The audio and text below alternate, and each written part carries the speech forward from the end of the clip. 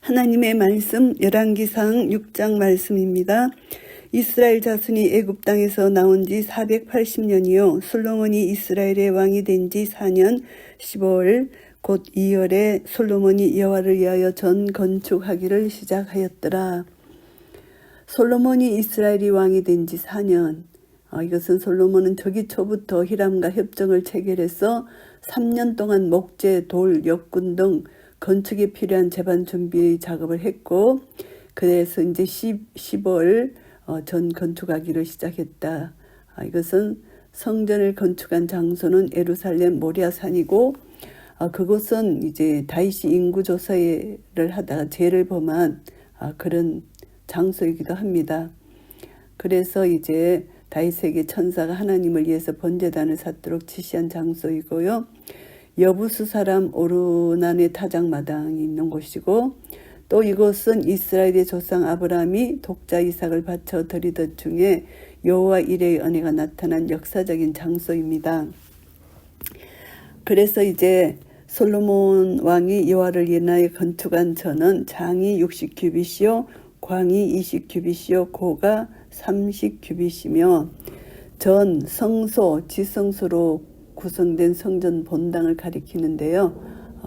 장, 길이와 넓이와 높이 각각 규빗이 나옵니다. 60규빗, 20규빗, 30규빗으로 이렇게 나오고요.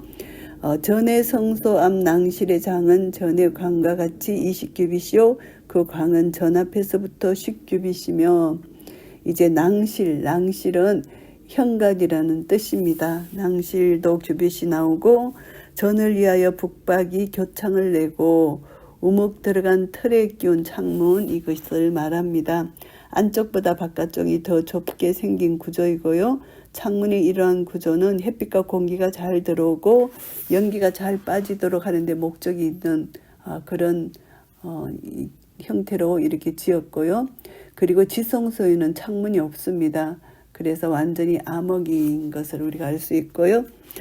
또 전의 벽 곧 성소와 지성소의 벽에 연접하여 돌아가며 다락들을 건축하되 다락마다 돌아가며 골방들을 만들었으니 골방들로 나눠지는 3천 구조의 건물을 지었다는 것입니다. 골방들 숫자가 30개고요.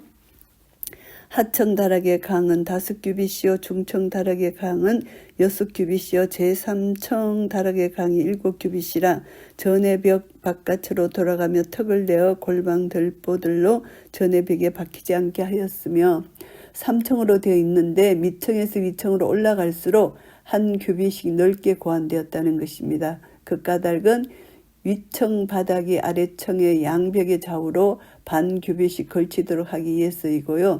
각 층은 나사 모양의 사다리로 연결되어 오르내리도록 되어 있다는 것을 알 수가 있고요. 그리고 전의 벽 바깥으로 돌아가며 턱을 냈다. 이것은 각 층 골방의 덜보를 지탱하는 선반, 이 턱을 만들기 위해서 위층 벽의 두께를 1규빗씩 축소하는 식으로 만들었다. 이것을 알 수가 있고요. 이 전은 건축할 때 돌을 떠는 곳에서 치석하고 가져다가 건축하였으므로 건축하는 동안의 전 속에서는 방망이나 도끼나 모든 철 연장 소리가 들리지 아니하였으며, 현지에서 치수에 맞춰서 돌을 다듬었기 때문에 건축 장소 내에서 연장 소리를 내지 않았다. 이것은 영적 의미가 있습니다.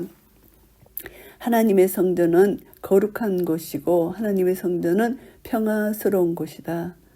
그래서 이곳에서는 어떤 소리도 나지 않도록 그렇게 평화스러운 그런 성소를 상징하는 것이라고 볼 수가 있고요. 그래서 이제 성전 건축 작업을 진행하는 동안 하나님의 임재, 하나님과 인간 간의 화해, 이것을 상징하는 거룩과 평화의 장소다. 이렇게 우리가 다시 한번 생각할 수가 있습니다.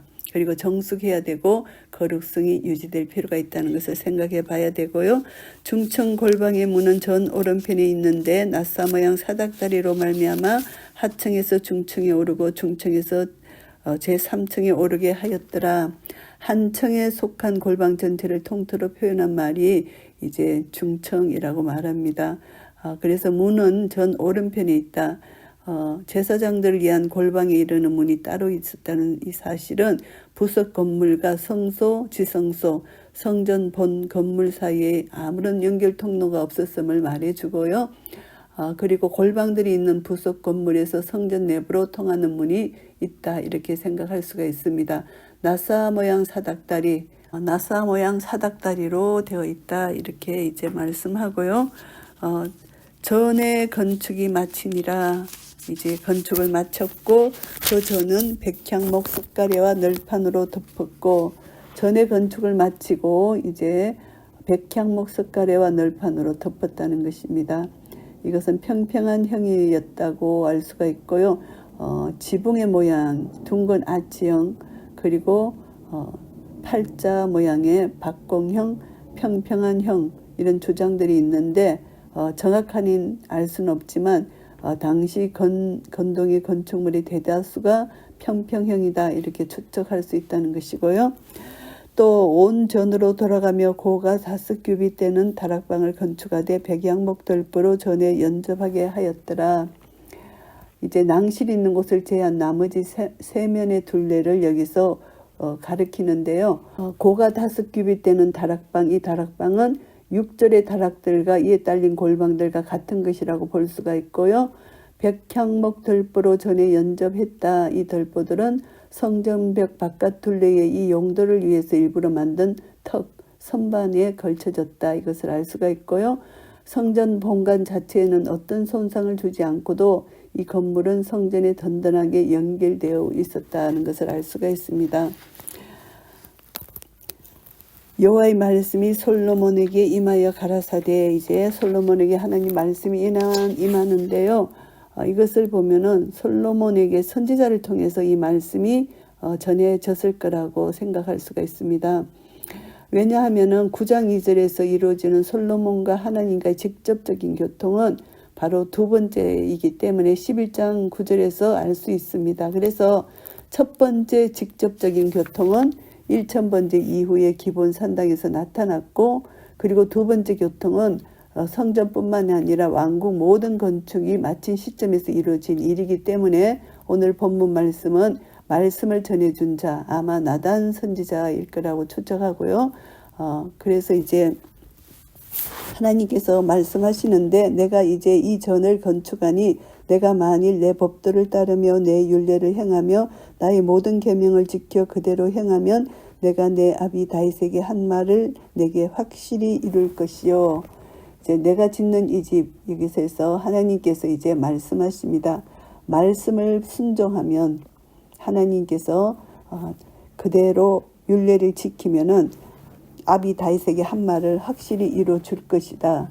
그래서 솔로몬의 성전, 이것을 통해서 하나님은 하나님의 임재하심을 가르쳐 주시는데 언제든지 솔로몬과 이스라엘 백성들의 순종을 전제로 해서 하나님의 임재의 장소가 될 것이다, 이렇게 말씀합니다. 그래서 또한 내가 또한 이스라엘 자손 가운데 거하며 내 백성 이스라엘을 버리지 아니하리라 하셨더라. 성막은 이스라엘 가운데 거하시는 하나님의 임재를 보증하는 것입니다. 그래서 자기 백성과 맺으신 언약을 결코 배반하지 않고 끝까지 지키는 하나님의 신실성을 말씀합니다. 그래서 솔로몬에게 법도를 지키라, 그대로 지키면 하나님께서 끝까지 이 다윗과 약속을 이루어 주실 것이다, 이것을 말씀하고요. 솔로몬이 전 건축하기를 마치고 백향목 널판으로 전의 암벽 곧 전마루에서 천장까지의 벽에 입히고 또 잣나무 널판으로 전마루를 놓고, 이제 전 건축을 마치고 천장까지의 벽, 천장이 잇따라 있는 데까지 벽을 의미합니다.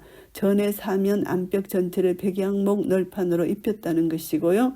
천장은 이미 백향목으로 덮여 있었고요. 잣나무 널판으로 전나무를 놓았다. 천장과 벽에 이어서 이제 성전 마루에도 나무를 깔았다는 것입니다. 그래서 성전, 성소와 지성소 내부 전체는 돌이 보이지 않고 나무로 깔려 있다, 이렇게 말씀하는 것이고요. 또 전 뒤편에서부터 20규빗 되는 곳에 마루에서 천정까지 백향목 널판으로 가로막아 전의 내수 곧 지성소를 만들었으며, 이 지성소가 정방형의 모양이 되었다는 것입니다. 백향목 널판으로 가로막았다. 지성소와 성소를 구분하는 칸막이를 백향목 널판으로 세웠다는 것이고요. 원래 모세성막에서는 청색, 홍색, 자색 실과 가늘게 꼰 배실로 짜서 그의 그룹을 수놓은 휘장이 드려져 있었습니다. 그런데 이제 솔로몬 성전에는 휘장뿐만이 아니라 백향목 칸막이가 더해진 것이고요. 전에 넷소 곧 지성소, 이것은 가장 거룩한 성소 장소입니다. 그래서 솔로몬 성전의 맨 안쪽 방을 지칭하는 말이 되고요. 모세 성막 시절과 마찬가지로 언약궤가 이곳에 안치된 곳이고요. 넷소 앞에 있는 외소 곧 성소의 장이 40규빗이며 지성소를 제한 성전의 나머지 부분은 성소에 할당되었다. 성소는 지성소보다 더 크고 높다는 것입니다. 솔로몬 성전은 기본적으로 모세 성막의 설계를 본떤 것이라는 것을 알 수가 있고요. 전 안에 입힌 백향목에는 박과 핀 꽃을 아로 새겼고 모두 백향목이라 돌이 보이지 아니하며, 박이라는 것은 호리병박 이것을 말하고, 호리병박은 넝쿨과 큰 잎들이 있다는 것입니다. 핀 꽃, 만개된 상태의 꽃입니다. 그래서 즐거움, 아름다움, 영광을 상징하는 꽃을 아로 새겼다. 돌이 보이지 않았다. 성전의 천장과 벽 마루는 모두 백향목 잣나무로 덮여 있었기 때문에 돌이 전혀 보이지 않았다. 웅장한 석벽들은 온통 백향목으로 덮여져 있기 때문에 마치 통나무 집과 같은 것이고요. 여호와의 언약궤를 두기 위하여 전 안에 내수를 예비하였는데, 언약궤, 자기 백성과 함께 거하시겠다는 하나님의 신성한 언약의 징표입니다. 그래서 언약궤 자체를 우상처럼 하나님과 동일시할 수는 없고, 올바른 여호와 신앙을 전제해서 언약궤는 자기 백성과 친교하시는 하나님의 임재를 표징하는 지성물이 된다는 것을 알 수가 있고요. 언약궤는 본래 십계명이 새겨진 돌판 한 오멜에 만나 그리고 아론의 지팡이가 들어있었는데 솔로몬 시대에는 단지 돌판만이 남아있었다고 합니다.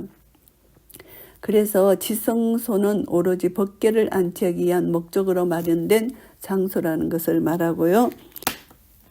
그 넷소의 속이 장이 20규빗이요 광이 20규빗이요 고가 20규빗이라 정금으로 입혔고 백향목 단에도 입혔더라. 완전한 지성소는 정육면의 입방체였다 알 수가 있고요. 모세 성막의 지성소, 장차 천상의 거룩한 성 역시 입방체의 모양을 띠고 있습니다. 정방형, 이것은 절대 완전, 절대 거룩의 개념을 상징한다는 것이고요. 정금으로 입혔다, 금으로 입혔다. 금은 불변하는 것이잖아요. 그래서 금으로 입혔다. 하나님은 변치 않으신 하나님이시다. 불변하시는 것, 거룩하신 하나님을 상징하는 금으로 입힌 것이고요. 순전함, 불변함, 고귀함, 거룩함을 상징합니다. 금은 솔로몬이 정금으로 외소 안에 입히고 넷소 앞에 금사슬로 건너지르고 넷소를 금으로 입히고 온 전을 금으로 입히고 입히기를 마치고 넷소에 속한 단의 전부를 금으로 입혔더라. 지성소 마찬가지로 성소도 다 금으로 입혔다. 이것을 말씀하고요.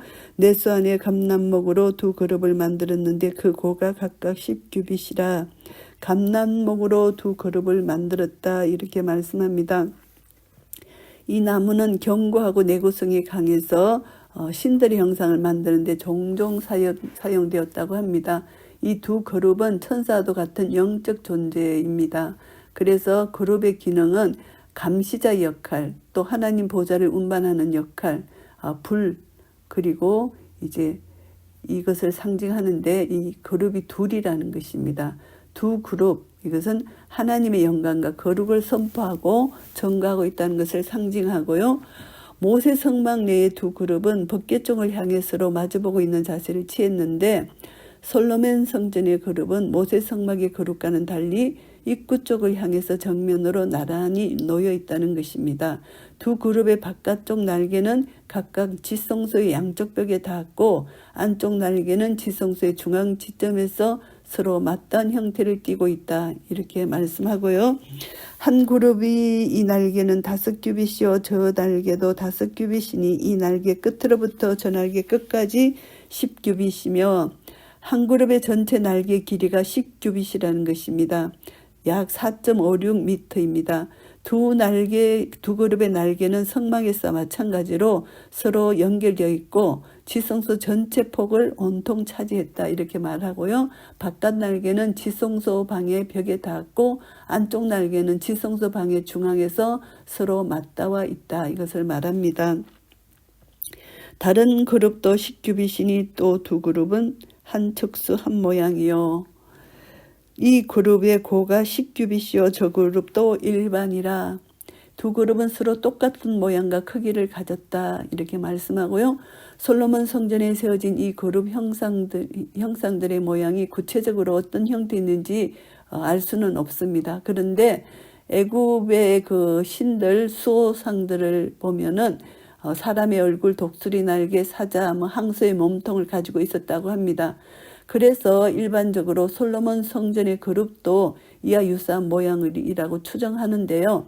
에스겔의 한상에서 보면은 그룹은 사자, 소, 독수리, 사람, 네 생물의 형상으로 묘사되어 있고 송아지 발바닥을 가지고 있는 것이잖아요. 그래서 흡사한 것이라고 볼 수가 있고요.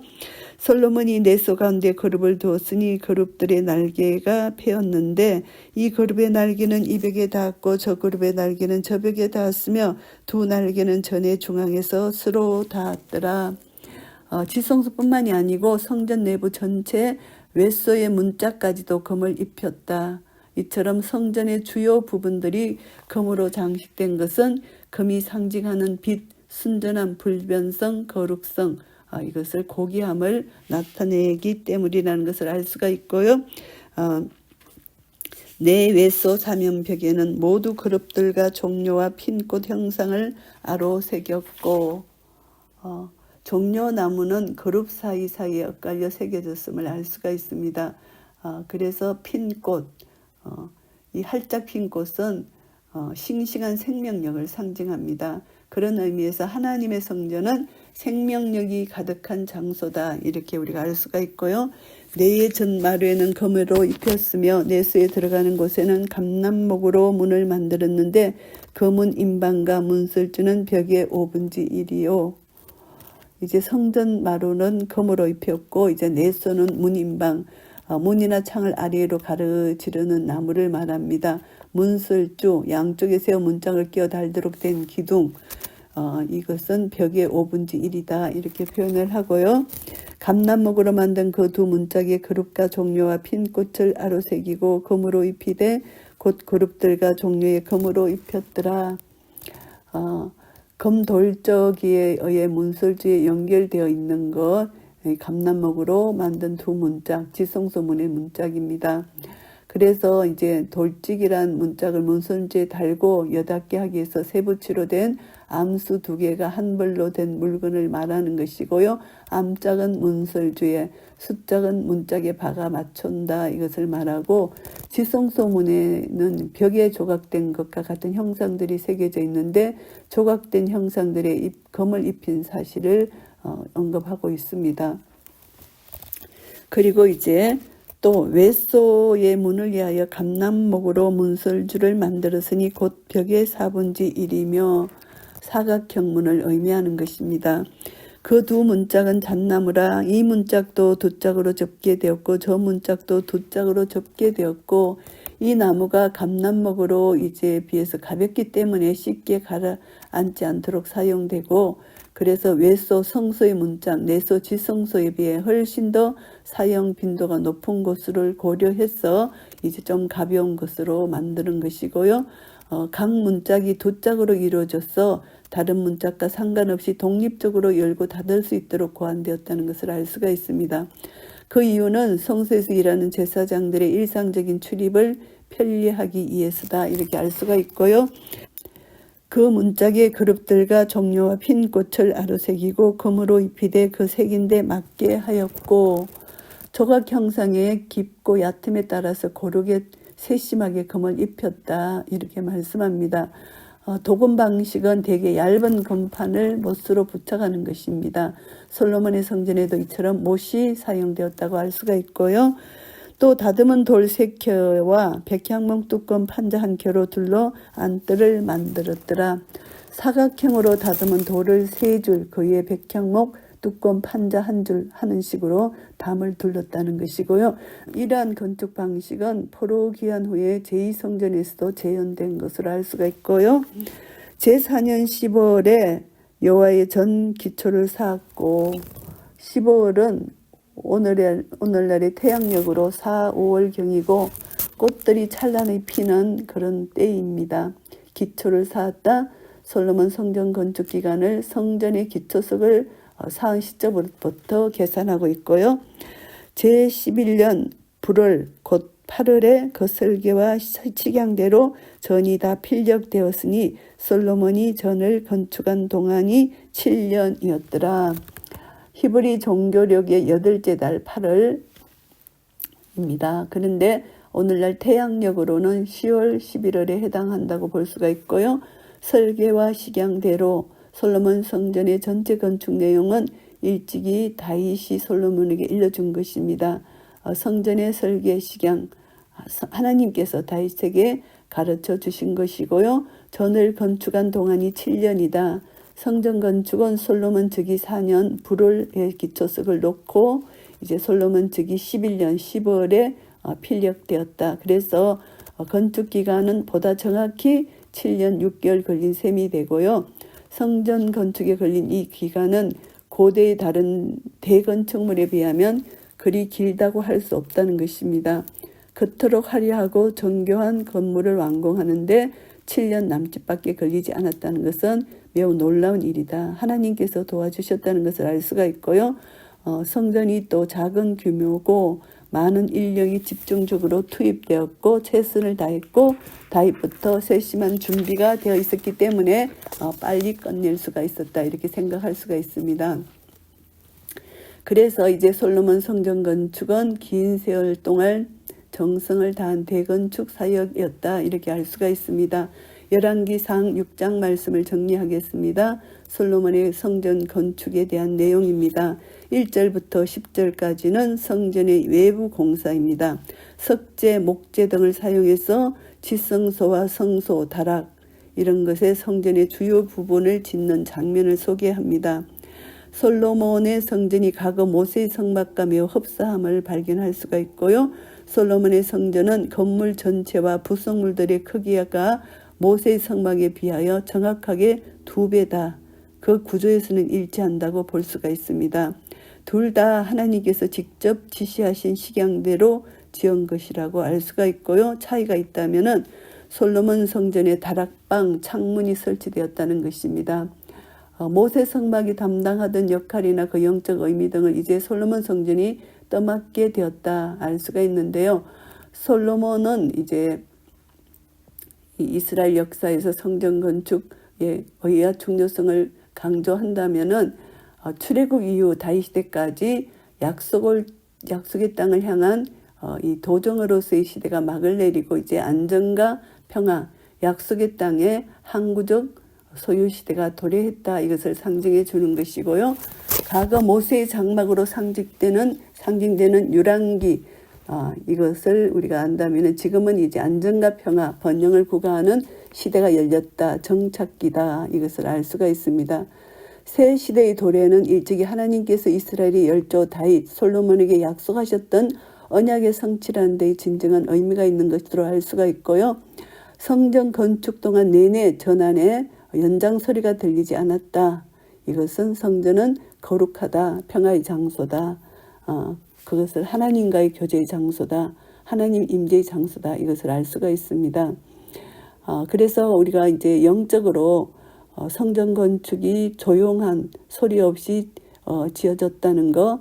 그래서 우리가 영적으로 이제 우리가 수많은 연단 시험의 과정이 있지만 우리는 끝까지 침묵하며 인내하며 영광의 자리에 이룰 수 있는 그런 은혜를 우리가 다시 한번 생각할 수 있다.